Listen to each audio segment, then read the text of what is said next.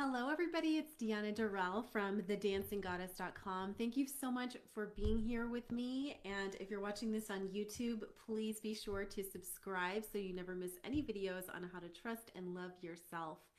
And in this video, we're going to go over the vibe for February 2026, what you can expect, some themes. I also have important dates for you to just be mindful of, and we'll pull some oracle cards. Now, even if you are, single or in a relationship, maybe you just started a business or you're trying to transition out of something, this is a great month for major transformation. So if you're watching this, it already tells me that you've been doing a lot of spiritual work on yourself. And February is a month where you can start to see some traction. It starts to finally feel like 2026 instead of all this heaviness, right, that you may have felt in January of like wrapping things up. So the theme of February that came through is sovereignty. Now, again, I'm just going to share my interpretation of sovereignty. I'd love to hear yours too. To me, sovereignty is about standing in your power. It's about making empowered choices for your life based on what makes you feel grounded and at peace with your heart and at peace with yourself. So the outside world can have its opinions, but you're moving internally so that you're the queen of your queendom or king of your kingdom, and you trust yourself and love yourself at the highest level. So February is a great opportunity for that vibration, that frequency. And what it requires of us all is to be honest, right? Is to be truthful to ourselves about what's working, what's not working, what we really want versus what we thought we wanted or what everybody around us is telling us we should want. So the month starts off with a bang, with a full moon in Leo, February 1st, and reverberates till about February 7th. So that's the first date I want you to write down is February 1st, full moon in Leo. It highlights areas of self-expression, of creativity, of love, right? Of emotional truths. Yes, it can also highlight drama, unnecessary, but sometimes necessary, right? To just like see what we really care about and what we really don't give a crap about.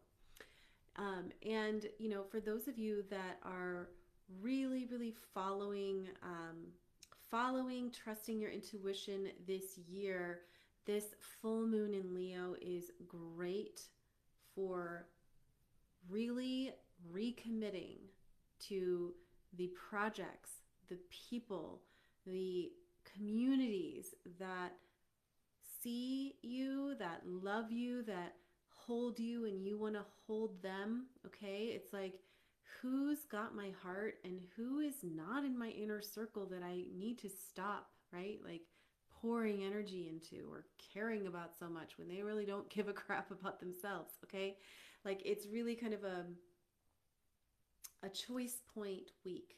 And the card that I pulled is Vesta. Now, this is the goddess of the home and the hearth. And so it's asking us all to come back to what is going to help you feel like you're coming home to yourself. What are the habits that you are just done with that are not supportive? Full moons are about wrap ups, they're about completion, which we've been doing all January. And so now it's like, okay, can you really honor what is truly wrapping up? And this may be a literal message for some of you, right? Like, what are the objects in your home that really light your heart up and the ones that need to go? Vesta is going to help you with this in the first week. Then we get to week 2, and the message is about focus. So I got Artemis, guardian of the moon. The card says you and your loved ones are safe and spiritually protected. So again, regardless of your relationship status or your career status, this is saying focus on what it is that you desire. What are you moving towards, not what are you moving away from?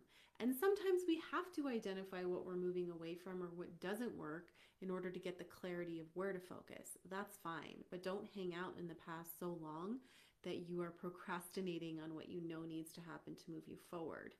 Now, this is about coming off the full moon in Leo. There's some fires that need to be tended to, right? Your heart may feel tender, or another person's may be tender, and you're like, okay, let's like actually hash this out. Other times, right, you may feel like you're putting out fires, but it's not your fire to put out. So, really using discernment in the second week is going to save you a lot of time and energy. And as we move towards February 17th, so in that first 2 weeks, it is a powerful solar eclipse. So, a new moon in Aquarius, the opposite sign of Leo. So, Leo is fire, it's about getting things like burning and getting things expressed and living from the heart. And then we go into Aquarius, which is so great for big ideas, innovation, community, tech, right? Where do you need to clean up your tech or upgrade your tech? Where can you reestablish relationships within your community, everywhere from your household to, spiritual communities that you're a part of, to your city, your state, and worldwide? What are the issues that you care about and the ones that you just don't, right? Aquarians are all about being free and feeling free to innovate and let your freak flag fly. Ooh, I did it. Okay. So the card that I got with that is Rhiannon, Sorceress. This is about manifesting. It's a great time between like the 17th and I would say the 21st, 22nd to write down your intentions, right? It's more of that new beginning energy. A lot of times we think it's always at the beginning of the month, but because this month starts out with a full moon, it starts off with like letting go, right? Completing, wrapping things up. And then when we get to the middle, it's like, okay, finally the gears are turning. It's also Lunar New Year, I believe, on the 16th. So there may be this like injection of newness and enthusiasm and power behind the dreams that maybe you procrastinated on or you were unclear on. It's like suddenly the blinders come off and you're like, oh my God, I see the situation for what it always was. Like now I can move on, or I can move forward, or I actually don't care, right? So use that for good. And then we go into Pisces energy. So we had all this fire, all this air, things are moving, and then we slow it down like the fish. The last week in February, we have a Mercury retrograde. Now, before you're like, no, I've actually learned to love and embrace Mercury retrograde, and this one's in Pisces. So it's really looking at your relationship to your intuition, your relationship to spirit. Where do you need to slow down the mind so that you can go into that deep knowing, those subtle hints of what your next steps are without all of the noise and the shoulds? And I got the goddess Maeve, cycles and rhythms. So it says, honor the cycles of your body, energy level, and emotions. And as you do so, right, you may find that answers come spontaneously, solutions arise when you weren't expecting it. Somebody may come out of the woodwork from your past and be like, hi, still love you. Or, hey, you want this job instead? And you're like, okay. So it's really about going into your feminine receiving energy, whereas the beginning of the month really starts out with more masculine, like, this is how I feel and I'm going to say it. We end with like, I just want what wants me, right? I don't want to be pushing or efforting too much or at all. Can I relax into what is so that I can get the answers that I need? So that is what I got for you. I would love to hear from you what resonated. What is something that you are either releasing this month or that you want to call in? And if you're looking for a community, a spiritual community of high vibrational women to manifest with, join my Goddess Circle Collective. I will leave the link below. And if you would like private reading or intuitive coaching on relationships or self-confidence, I got you. Let's schedule a call and I can learn more about your goals.